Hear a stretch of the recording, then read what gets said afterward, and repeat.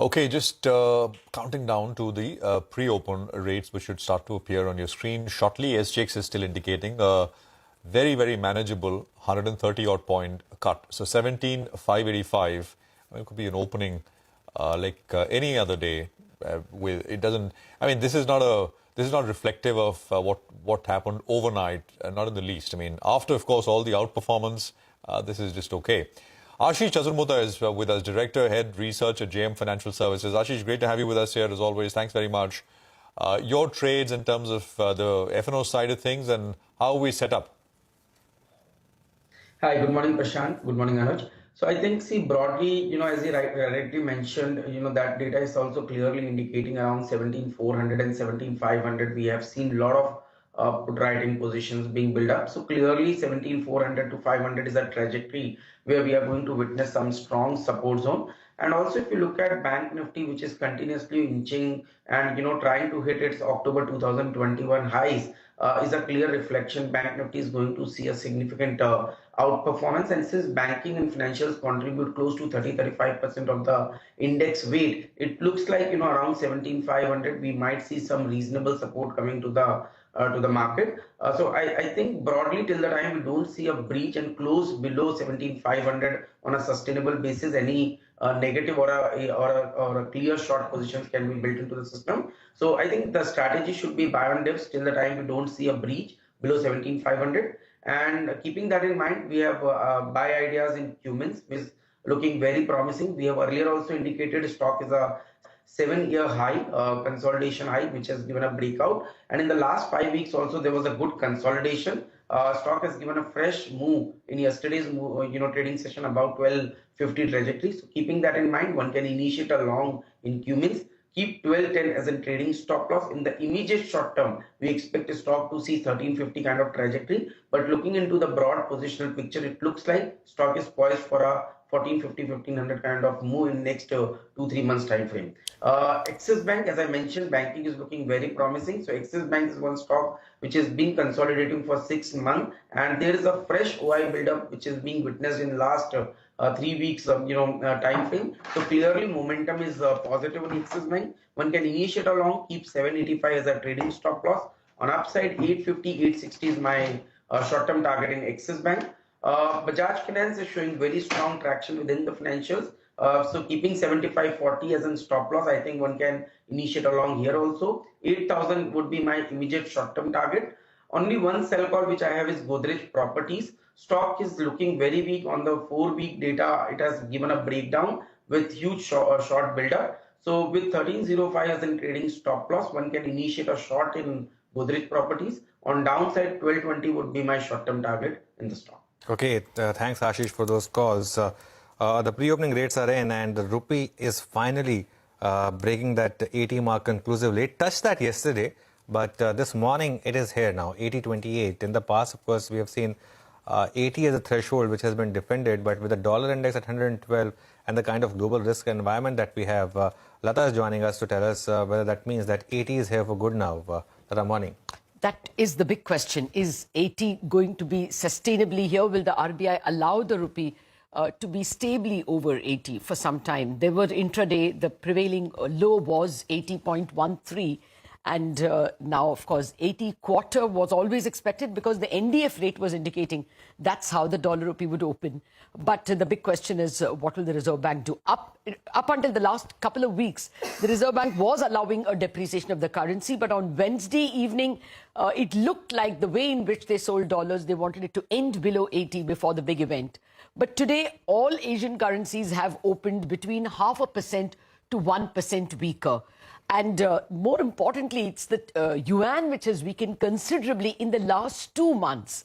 The rupee was about 12 to a yuan in March, and then it strengthened to 11.8 to the yuan, and now is at 11.3 to the yuan. So this could be a point which might make the Reserve Bank okay with a kind of depreciation, because our biggest trade deficit is with China, and you don't want that currency depreciating even more and increasing our trade deficit even more with that country. But then on the counter, We have to remember that rupee depreciation will also have its impact on inflation, especially in certain quarters. And also there will be initial financial instability. That is likely to worry the central bank very often. And we see the governor's speeches peppered with the idea of financial instability. Once you let the cork off, where does it settle? And will that mean too much of volatility and hence too much of instability? So these would be the factors that might drive, intervention by the Reserve Bank. Like I told you, previous low 80.13. Now a new low has been set today, intraday low. We have to see whether the market will settle around the next big figure like 80.50 or 81. Those are the props the market will look for. 80.50 is almost here. 80.40 is there, so not much left there. Okay, so that's on the dollar rupee. Thanks a lot, Lata, for that. That's a new record low on the dollar rupee. By the way, for the market, the Nifty is down about 150 odd points. A couple of stocks, though, do deserve mention. Bharti Airtel, there was a big trade that took place over there. But in any case, Bharti Airtel has been on a trajectory of its own, new highs, day after day, now at 790. Which is a fresh 52-week high. And this year, it's already given you returns of about 15-16%. So do keep an eye out on that. In the broader markets, I do have a couple of stocks that I wanted to check with Prakash on. Prakash, in some interesting brokerage reports, Jefferies has raised their target price on LIC Housing Finance to 510. And this whole space, right, home loan demand has been very strong. So they see these housing financiers as big beneficiaries there. In this gamut, do you like any of the stocks? And what about LIC Housing itself? So, Sonia, I think the reason why LIC Housing probably still offers some upside or opportunity is the fact that they still have access to funds which come in at one of the lowest cost bands. And in an interest rate firming up scenario, this is something which makes a big difference, because finally it's the spreads that you could calibrate on and not let your quality of the portfolio suffer. So from that perspective, it does offer you that upside. But in terms of aggression, I think they still lack that this thing of going to the market and building a book which is formidable and pays off in the long run. If Canfin Homes, the clarity that we are seeking from the resignation of the CEO gives you some sort of a confidence, there's nothing wrong with the organization and things could kind of look up, with some sort of continuity coming back once the new incumbent comes in and gets appointed. I think I would still go with that. That's my belief, because that's got a portfolio which is fairly significant in terms of the growth triggers involved in that. But we'll have to wait for that, because today's press release really doesn't speak much. But that's a stock that I would definitely watch very keenly in terms of adding up to the portfolio. Okay, before we let you go, Prakash, how do you approach Bharti now? So I think a lot of the overhang is getting through, and then very clearly, it's getting to be a two-horse race for the 5G thing. So the rollout is something which will be the next big trigger, and both players, luckily, fortunately, are looking at different approaches and not clashing head-on some of these technologies and processes. So I think from that perspective, it will be promising, and it's delivered very quietly. So in the last 2 months, if you see, the recovery has been fairly significant, and all the metrics probably start looking up. So finally, it could give you that much-awaited breakout towards a 900 mark that a lot of us have been talking about in the last couple of years. And it will probably be very much aligned with the ARPU increase, which gets reported in the next few quarters. Okay, Prakash, thanks a lot. Have a good day. The pre-open has settled, and it's not as bad as the SGX Nifty was indicating. 17,609. Again, the SGX Nifty low becomes your number to watch out for. The Bank Nifty is opening at 40,890, which is right. The 10-day exponential moving average is 40,800, so almost there. So let's see how the open is, and then we'll take it from there. You guys want to bet a wager today? At any point in the day, will the market come back into the green? I think it would. I feel it would. I don't know, because that's been the trend, right, so far. Not today. I won't bet, because I would want to see if the market actually obliges for that. It was, I think, the CPI day, right? Yeah. When markets had cracked, US was down 4% or so, and the market here surged. I mean, it was unbelievable, the outperformance. So here today, overnight, the market reaction is not that bad. It's not so bad. But the fact is that while it's all true that market here has been very resilient and that can continue, but you're meeting huge amount of outperformance with a very, very hawkish policy from the so biggest. You don't know the powerful terminal. central bank. You don't know the terminal rate. The market was expecting that the terminal rate is close by, which is not the case. It's been left open-ended. So I think that is opening. I think if the one index has to turn in green, my sense is it would be the mid-cap index or the bank Nifty. I think the Nifty would have its struggle because of the sheer weight of the Nifty IT and the kind of decline that you're seeing in IT stocks. By the way, today's Accenture's numbers as well. So later today, and what they will say is also going to be important. You can also say cautiously optimistic, No, I don't so say then that. You're hedging your bets both ways. I stick my neck out, Sonia. You know me. I mean, that's one thing which I never say. There was a viewer who tweeted to us. He said that Anuj is wearing black, Sonia is wearing yellow, and I'm wearing something. Beige. So I said, I wanted to say, I got a green tie. But, I mean, that's just, small jokes. But it's just incredible. Even now, you got a third of a percent cut on the Nifty, which is remarkable given the already very strong gains and just the sort of global environment that we find ourselves in. Yeah, 0.6. Let's take the 9-10 calls then. Sudarshan, if we open here, you still avoid the Nifty and your 9-10 call? I think it would be choppy. And for all I know, I would go with the idea that during the day, somewhere it can go in the green and then come back also. So it's not tradable today. I would avoid it, but I would trade only on the long side whenever that happens, tomorrow, Monday, whenever. And M&M is a buy with a stop under 1250. Okay, M&M is a buy. Mitesh, your 9-10 call? Yeah. Anuj, I'll go with a sell call. I would choose a sell on Berger Paints with a stop at 630 for targets of 630. Well, the Cabinet yesterday approved the second tranche of the PLI scheme for development of solar PV modules. There's an outlay of almost 20,000 crores. This entire space has been doing exceptionally well. So very quickly, let's get Sumit Kishore, Executive Director, Capital Goods, Power and Infrastructure at Axis Capital to join in. Sumit, we don't have too much time before the market opens. So your thoughts on who could be the big beneficiaries of this? Sure. So this is a 195 billion rupee second tranche of PLI to promote local manufacturing of high efficiency solar PV modules.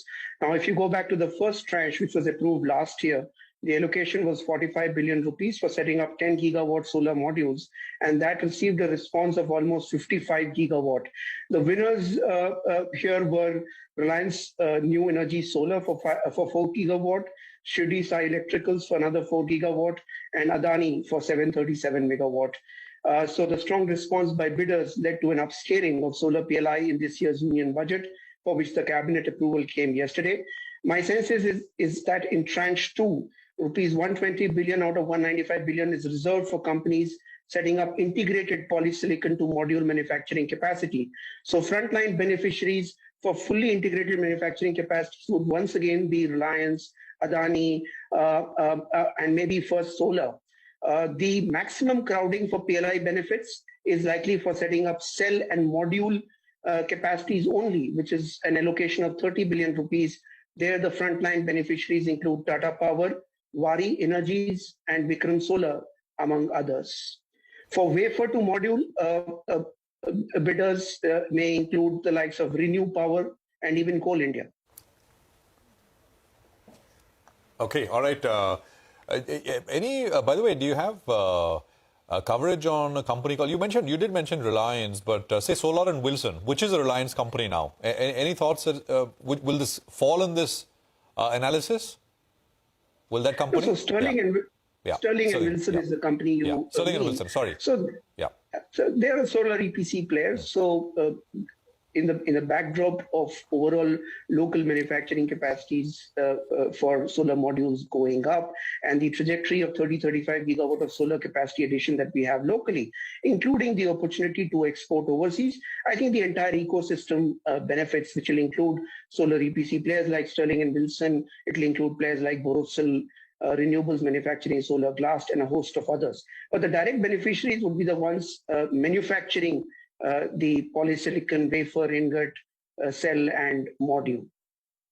Okay, Sumit, we'll leave it at that. Thanks a lot for joining in and giving us your views. So that's the word coming in from Axis Capital. By the way, the pre-opening rates have settled down about 100 odd points, 108 points on the Nifty. Not bad at all, given the way things have progressed across the globe. And some of the top stocks that are moving around. On the downside, of course, the cement stocks continue to see a bit of pressure. So do keep an eye out on that. But even some of these names, Power Grid, HDFC, UPL, HDFC Life, HDFC Bank. So just like a secular move on the downside is what we're looking at. Some brokerage views as well. You have, LIC Housing Finance, as we told you earlier. Jefferies has raised their target price on LIC Housing Finance, so keep an eye out on that. I'm also watching out for some of these hydro plays like NHPC and SJVN. CLSA came out with a report where they have a buy rating on both NHPC as well as SJVN. They say that companies in the hydropower space are entering into a high growth phase.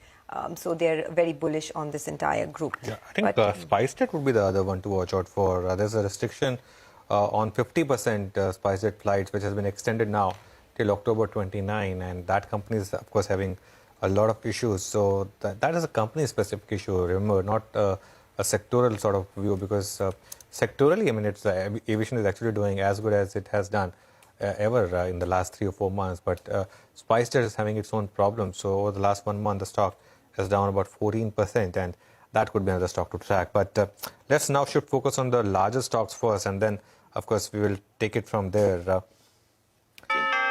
Okay, the Nifty is opening about 105 points lower, make it 100, and the Bank Nifty is about 300 points lower. So better than the SGX Nifty, but let's give it a first 5 or 10 minutes, and then we will talk about it. The broader market as well is opening with a cut of about 1/3 of 1%.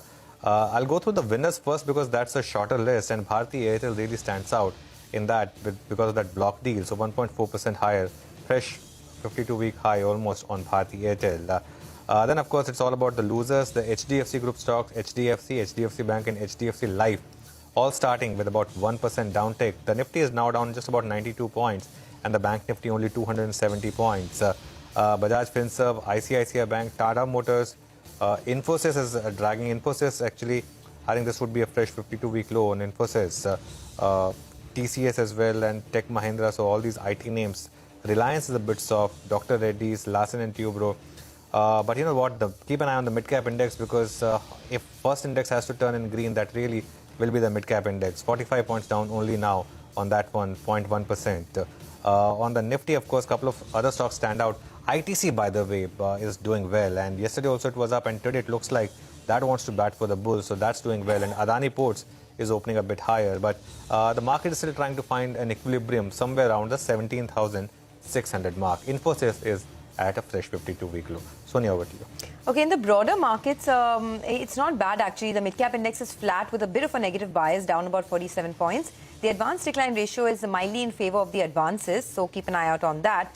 I want to talk about some stocks. Aptus Value Housing, that stock is up about 5% right now. Citi has initiated a buy on that stock with a target price of 425, which is well above the current market price. So keep an eye out on Aptus Value. KPIT Tech has been in the news on that small acquisition.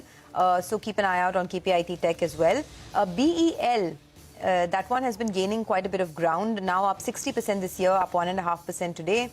Interglobe Aviation, there are several problems with SpiceJet currently underway. So Interglobe Aviation perhaps, is seeing more traction because of that, up 1.5% there.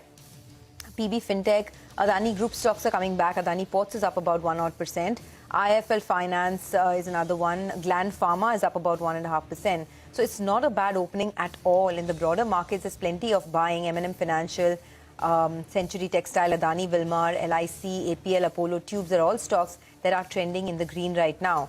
In fact, despite the market being under pressure, there are a couple of stocks that are hitting fresh highs as well. On the downside, though, SpiceJet is the one that's down about 4% on the back of news flow. Then you have some more technology stocks, Wipro, Infosys that you spoke about. Even in the broader markets, some of these names. Central Bank of India, by the way, is down about 2%. So do keep an eye out on that.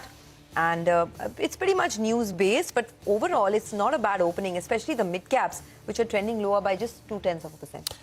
Well, it's a absolutely acceptable, reasonable opening. So not very much to really worry about at this point. So let's just take a quick look at stocks which are doing well. So Fortis, of course, we mentioned that decision in about an hour or so. Indigo is up about 1.33%. That's Interglobe. DB Realty starts 4% higher with volumes as well. There is Bharat Electronics, which is up almost 2%. There is Triveni Turbines. We had the management with us earlier yesterday. So that family settlement is through, 2.5% higher, 236. Dish TV is up 3%. I think did well yesterday as well. Borosil Renewables is up 2. IIFL is up 2.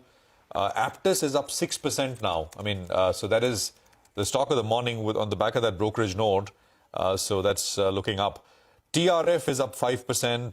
That's a Tata Group company. Policy Bazaar is starting 1 1/3 higher, and so on and so forth. Market breadth is now turning slightly negative. 1:1 is where advances to declines ratio is. Ambuja Cements is down another 2.5% at this stage. So we'll come back to more stocks on the downside. Yesterday, if you looked at stocks which were selling off on volumes, there was a long list of cement stocks. Today, it's not the case. Although Ambuja and ACC are lower, I don't find very much else from that space, which is down and out. Ajay Srivastava is the market master of the day. He's CEO at Dimensions Corporate Finance Services.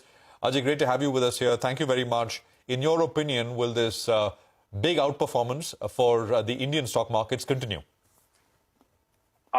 Good morning. I think it will continue. And as we keep saying, the fact that it is not about the fundamental, it's not about the P, it's still the demand supply continues to be in favor of stocks being bought. You know, at the end of the day, between the investors and the PF put together, if 50,000 crores of money has to come into literally every month in the equity system, and equity fresh supply is not that much, there is nowhere else for the stocks to go but go up. And therefore, the little, the mid-cap playpen, which I call a playpen because no outsiders allowed to come in place. FIs are not there, FPIs are very small. Therefore, that becomes a very good safe haven, and we can survive with much higher Ps, etc.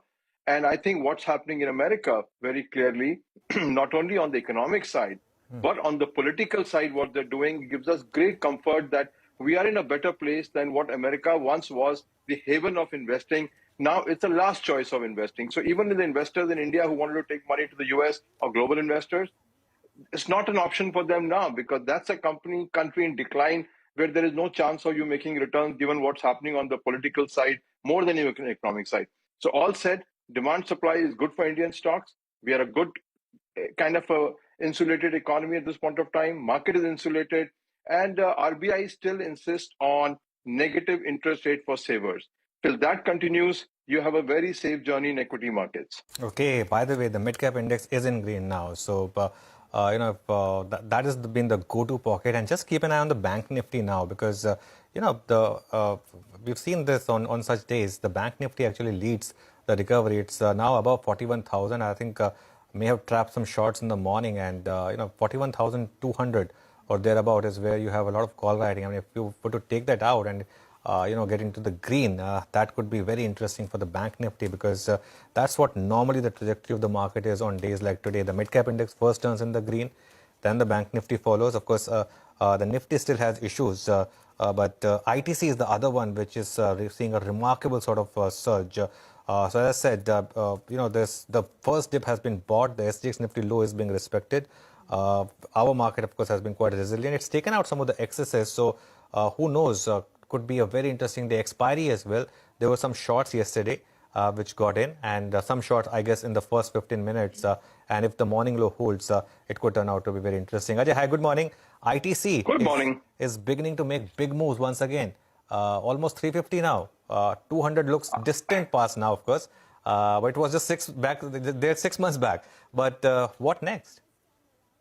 I think it's, first of all, investors owe a big thank you to everybody in the media who just pommeled the right stock and the management to say do something. And I think that's been now showing up, the things about hotels being kind of maybe demerged out of it, and they're going to do a structural change. If that happens, it's still an undervalued stock. I'm not recommending it. We have in our portfolio, but I'm just saying it's undervalued because a large part of that generates serious amount of cash flows. And coming back to the point, as we just said, if interest rates start to rise, the treasury income will go up. And that's kind of literally, a gold mine sitting there. It's still tremendously undervalued stock in our view. If the management is right in an intent to structure it correctly, I think investors got a good ride. I think they had a rough time for over a decade. It's about time this stock starts to deliver results, just the way I think finally all the guys who laid low like NTPC, etc., are now delivering. I think it's time. It's done a good job so far in this year, no doubt about it. But I think there's a long way to go because just purely in cash flow terms, the valuation is still very, very low in our view compared to rest of the industry. Okay, well, at least there's something to thank the media for, right? Otherwise, we're always receiving... Always the punching we're bag. always receiving more brickbats than bouquets, but we'll take it, whatever we get. You know, the market, by the way, just look at the resilience, right? I mean, in an environment where the US has hiked rates third time in a row by 75 basis points, this is not a bad outcome at all. The Nifty down just about 50 points, just another day for India. But I want to talk to you about Infosys because, you know, it's hit a fresh 52-week low today, Ajay. It's down about 30% this year, but the management is very confident that they can hold on to their revenue guidance, so they don't see too much of a problem there. What do? Do you lap up the stock thinking that, you know what, I may not get this opportunity for a while, or do you stay cautious? See, the view on IT remains the same. IT is, again, back to the point, Sonia, that, good morning, that fact that demand supply is hitting the stock. There's too much of supply coming into the market. FPIs in a selling mode, US IT, you know what's happening to the US in markets at the end of the day. So there is no support in terms of fresh supplies coming into the market. And that's the difference between a TCS and Infosys, that the supply of stock in like TCS is much more limited. But if you look at supplies like HCL Tech and others, Infosys, it's a very high supply, which they still own about 40% plus of the company FPIs at this point of time. So, you know, it's a very good, if I keep saying, it's very good for a long-term investor who want to just retire and put the money away and keep adding on, because the reason being simple, they give dividends, they give buybacks, they give whatever they need to reward the shareholders. But in terms of pure return on capital employed, I think it will suffer compared to rest of the industry because purely the supply of stock is very large. So every time the stock goes up, and you've noticed number of times the last couple of years, the profit booking starts in the stock from the overseas. It's not the Indians who sell it, it's all the overseas selling. So I think, as we said, you know, for us, the Indian playpen, the mid-cap, large mid-cap space is the right place to be at this point of time for return on capital employed. It doesn't matter the fundamental anymore of Infosys because it will get dictated by what the FIs do overseas. If they're selling in US market, they're selling in Indian market, they will sell IT no matter what. You know, the company can talk about the fundamental. It doesn't matter to them. It's an industry sale proposition. So I think for an Indian investor, unless you are really willing to keep it for 10 years quietly in a retirement account, if you need to maximize returns, you know, generating alpha from IT is very, very difficult. You can get it for short periods, but if you look at a 2-year, 3-year time frame, you'll get normal returns out of IT. Normal returns, not supernormal returns. We're used to supernormal returns, right? Well, we've got a man out there in number 2 position, and if you see the stocks of that, those are called returns, aren't they? Those are called returns. Ajay, are you tracking the hospital space? Today we've got an important sort of judgment. I mean, long in the coming. This is the Fortis thing I'm talking about. I know, yes. The Supreme Court will decide on the matter. I mean, if it goes through, they get the go-ahead for the open offer, it becomes a IHH company, right? And then should we expect a re-rating? I mean, like what we saw when KKR came into Max, or do you think it's too much to expect? What's your sense? No, I think that if they win the judgment, it will definitely be re-rated. Not because only IHH, but because behind IHH are the Japanese who have the tons of money to pour into the system. So I think it'll be a great story if it gets a positive judgment. But I don't even know, you know, we sold out. We had a holding there, we sold out just now. But we don't even know what's going to happen if the judgment goes the other way. How do you unravel the whole thing, ownership structure, and you know, a critical necessity like hospital? So I'm not sure exactly how will it pan out at the end of the day, because even if an open offer comes through, it's irrelevant, the price is lower. It doesn't matter anymore. So I think it's all boils down to the fact that the overhang goes away. And if the overhang goes away, I think the Japanese are going to play a big role in this company. So for investors, I think it'll be a good joyride because in terms of valuation, it is at much less than this Apollo at this point of time. But of course, it's much smaller. It's not growing sufficiently. All those things that goes to the hospital industry. We went out of hospital industry because I think for the time being, for next couple of years, is going to be underperformance in terms of market placement. You may have a short blip on this company, but I think it's an overvalued sector at this point of time, producing suboptimal returns for the investors. And there's so much more to be invested in at this point of time. Unfortunately, we won't find hospitals to place to invest in a country like India, which is sad, but that's the way the capital intensity is. Okay, by the way, there's a bit of a second dip, which is now, coming in now on the market. The mid-cap index is almost back in the red again. The bank Nifty is down 200 and the Nifty is down about 90 points.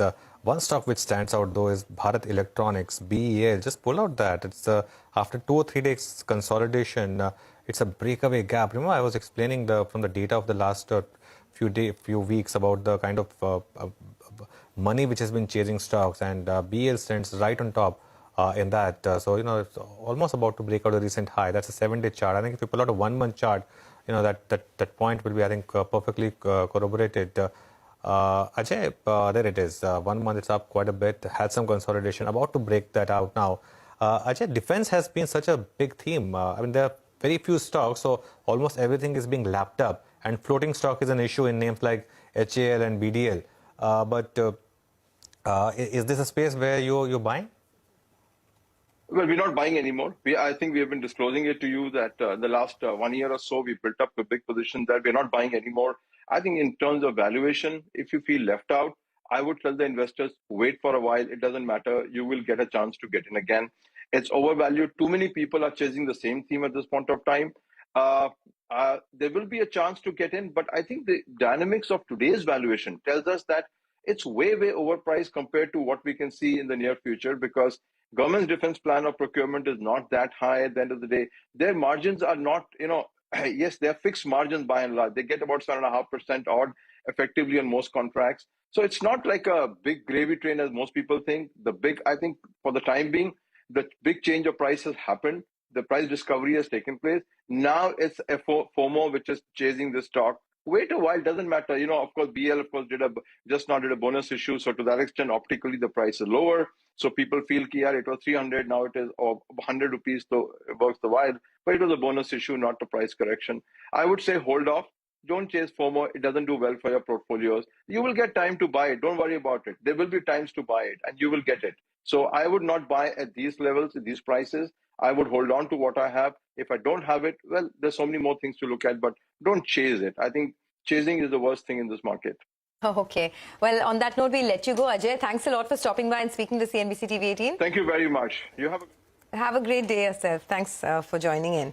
Okay, for the market, it's not bad at all. The Nifty is down just about 60 odd points. The mid-cap index is well in the green. Let's invite our next guest, Sunil Kaul, the APAC equity strategist at Goldman Sachs, joins us now with their view. Sunil, pleasure speaking with you on CNBC TV18. The view now, the narrative now is that we're getting into sort of a restrictive monetary policy cycle globally, not just with the US, and that could put risky assets on the back burner. But we haven't seen that play out in India. Do you think this decoupling, so to speak, of the Indian markets is something that can continue? And how are you feeling about the Fed decision overnight? Yeah, I guess just on the Fed decision first, Sonia. Look, I think the 75 basis points hike which we saw was in line with our expectation.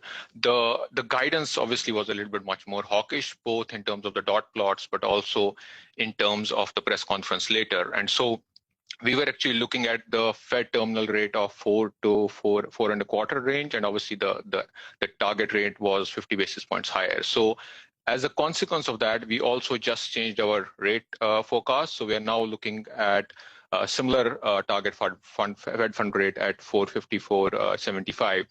So clearly, I think for markets, what it means that you will have rates going higher, more tightening coming through, and the combination of slowing global growth, higher rates, as well as dollar, which still seems to be on an uptrend, means that risky assets, to your point, will continue to have a tough time. Now, the way you want to be positioned generally is quite defensive. And so India kind of checks that box where it's one of the domestically demand-oriented markets, somewhat more defensive. But I would still point the fact that valuations in the market are a little bit more extreme or on the higher side, at least in terms of premium to the region. And so our base case here is that markets consolidate, at least on the next 3 to 6 months.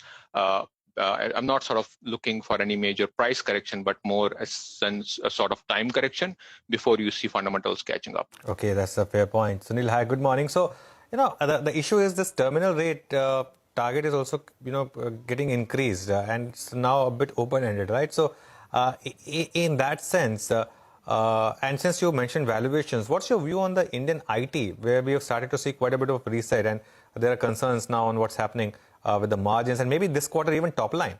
Do you think there needs to be more reset here? Yeah, Anuj, that's a great question. I mean, just on the terminal rate and rate side of things first, I would say, look, I think the overall trajectory clearly is up on rates. The market is kind of still pricing in some cuts later in 2023, which still feels a little bit optimistic to us. And so I think there is more risk or downside risk in terms of the risks from higher rates as opposed to any upside risk here. The other thing on the rates, which is relevant here, is I think if you look at the potential increase in rates we'll see, it's more likely to come in from real rates as opposed to inflation side of the things. So which means the real rates generally tend to weigh on valuations, which is important in the overall context of things. And obviously, as we discussed at the front of the call, we are seeing tightening not just in US but elsewhere as well. And India, I think, is in that camp too. Specifically to your question about IT, we actually did downgrade the sector recently, and so thought was basically, look, the market is still optimistic in terms of the US dollar revenue growth in there, looking at double-digit growth. So we think the top lines will slow down to sort of a mid-single-digit 5-6% growth, whereas valuations still are on elevated side around sort of 23-24 times for the sector as a whole. So to us, looks like the valuations are still not factoring in the potential down cycle you can see in the tech sector. Obviously, I know that the sector has underperformed, but we still think there is more to go in here. It's interesting you have, it's interesting you have downgraded all the top IT stocks, Infy, TCS and Tech Mahindra, but you've upgraded Wipro to a buy. I just wanted to understand the rationale there. The entire sector is going through both a margin and a top line slowdown. Is it fair to upgrade, Wipro, which hasn't really outperformed its peers in a while? Yeah, I mean, Sonia, without sort of getting into single stocks here, I would say I think the relative pecking order within a sector is more the analyst call in terms of where we see there's a better risk reward in some stocks relative to other stocks. But the fact, as you mentioned, we are downgrading the top 3 stocks in the sector, and we are underweight the sector as a whole, generally means that we think the overall sector should continue to underperform the broader markets. I think that's the core view out here. Sunil, hi, good morning. Prashant here. So you look at the Asia-Pacific strategy, right? I mean, you write extensively about it. So this is a slightly zoomed out kind of question. One of the things which people use sort of talk about to explain the vast outperformance of India is the fact that since India gets most of its flows, foreign flows, via emerging market funds, not really dedicated country funds. And the rest of the emerging market, a lot of the other emerging market countries in an index like the MSCI emerging market are suffering for one reason or the other. India stands out. And it does stand out. So it should get and is getting and will continue to get disproportionate amount of money. There is also talk about, EM funds, ex-China, etc. And I don't know how much money they will get. Are you seeing those kinds of things? And how much is that kind of really responsible for the outperformance we have on our hands? Yeah, Prashant, all great questions actually, and we are having similar conversations with a lot of clients. I would say, I mean, there is a lot to unpack there. On India's outperformance first, I would still sort of make a point that Indian equity markets, even though it's a large domestic economy, it's still sort of correlated to global equity markets, right? So the rally we saw in the summer between sort of June to sort of August, you actually saw global risk on at that time. The global equity markets in aggregate, if you look at MSCI All Country Pacific, All Country World Index, was up 13% during that time. And India was like 17-18% in local terms, if you adjust for the currency a little bit lower. So there was clearly a global rally going on. And so that actually helped India. Similar to that, I mean, we obviously saw the correction before that from 18,000 to 15,000 on Nifty. So we had a 15% pullback as well. So it just shows that Indian markets are moving along with the global markets. But I think the second point you mentioned, which is equally important, is that around the same time, we did see a lot of negative news flow around in China, especially around the property sector. And so we did see people moving money into defensive and domestic markets like India. I mean, as a side point, if you look at the regional markets year to date, the market which has actually done the best is Indonesia, and India is actually at number 2, and so that actually shows you that that the investor community has kind of gravitated towards South Asia, and within South Asia, the markets where you see there is more kind of domestically demand driven growth. And so I think that relative outperformance may continue here, but I also point out that if you sort of look at the starting point of valuations, that is on a higher side, which means on a more 12-month basis, you may not see as much upside in the indices that you have seen before. On your flow question, also, I would say it's true that India did see quite a bit of inflows in the month of August, like 6-7 billion. If you look at the trends in September, we have already seen a little bit of slowdown in the flows, right? And it's, I think, tied to the global environment overall. If you look at the EM funds, what's interesting is that we have actually been seeing outflows from the EM active funds for a while. In fact, year to date, the EM active funds have actually seen close to $20-25 billion of net outflows. What has been holding up the flows is ETFs, EM ETFs, and the fact that India, because of its outperformance, its weight is also increasing, and then it's acting as a hedge to China, means that flows into India via the passive route have been increasing. But interestingly, if you sort of look at the past 3-4 weeks, we're also seeing a slowdown in the ETF flows. So I think my limited point here would be, I would be less optimistic about the flows, at least in the near term, from the global side, because of the slowdown we are seeing overall. And also keep in mind that dollar is still on a strengthening path, and there is a very strong correlation between EM flows and dollar.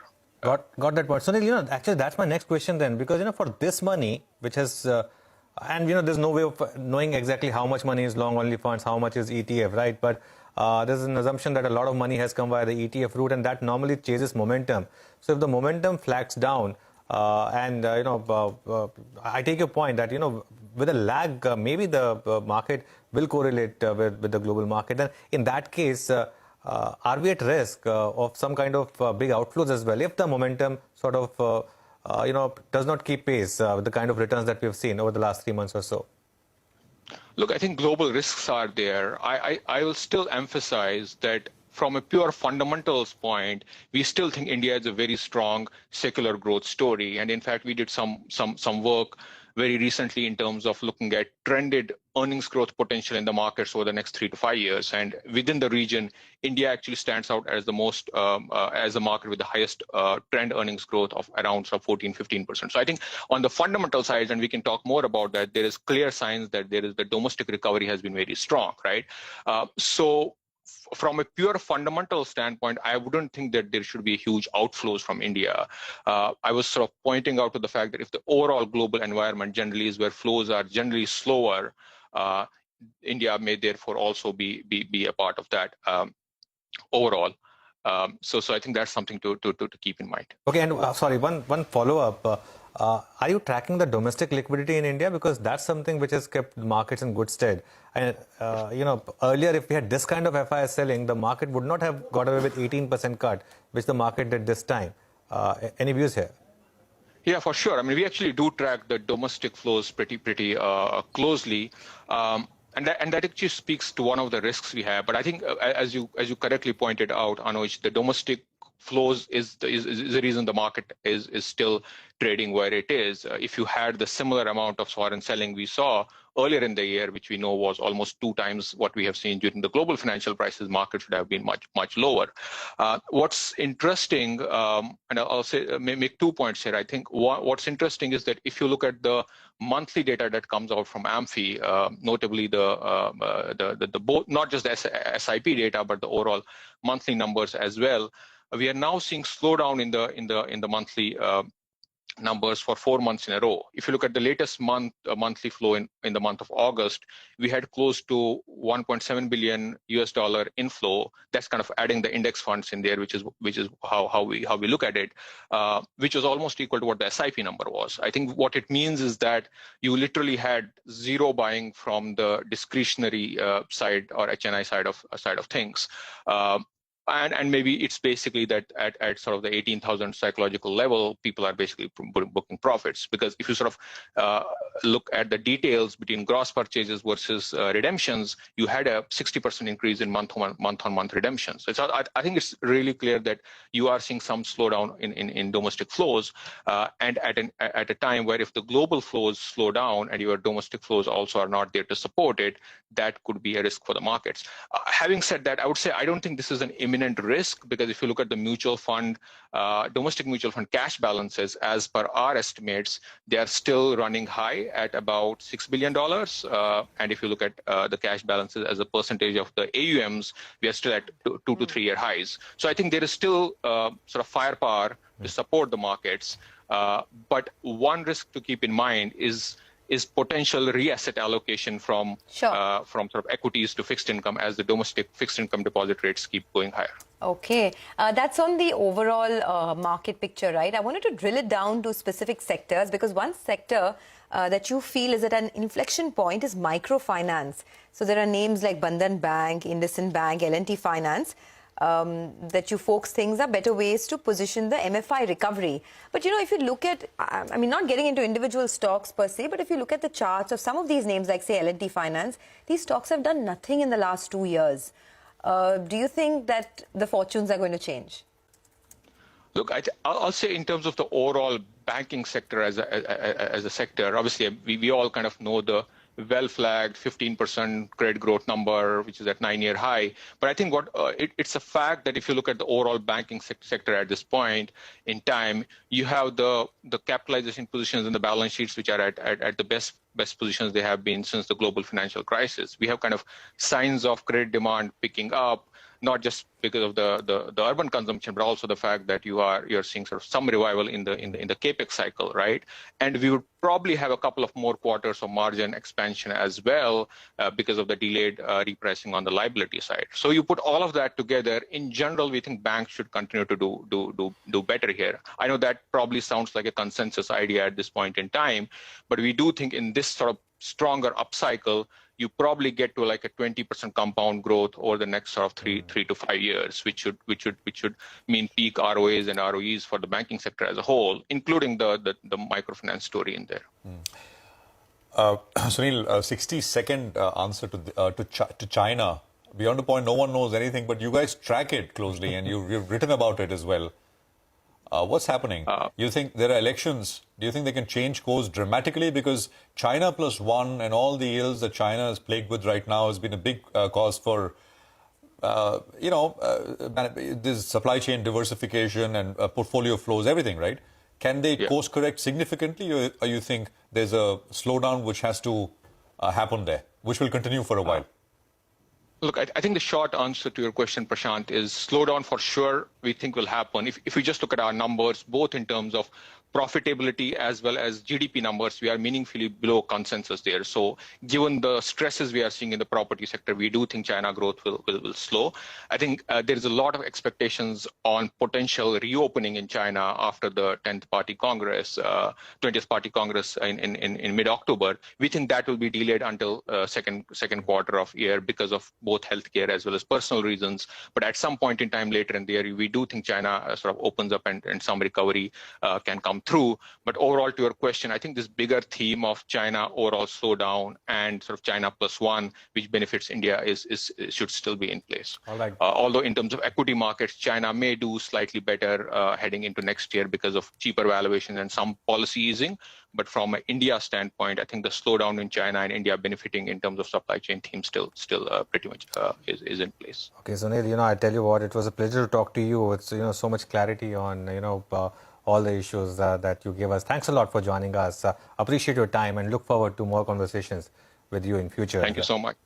Okay, that's the view from Goldman Sachs. By the way, the market is seeing a lot of volatility intraday. The one thing which stands out is mid-cap index is outperforming and is comfortably in the green, 2:1 on advanced decline. We'll take a break. Up next, we have a couple of corporate voices. Ramani Dhati of Teamlease Services will be joining us to discuss the hiring trend. And later, we'll be joined by N. Kamakodi of City Union Bank. That's been one of the big outperforming banks. So stay tuned for both these conversations.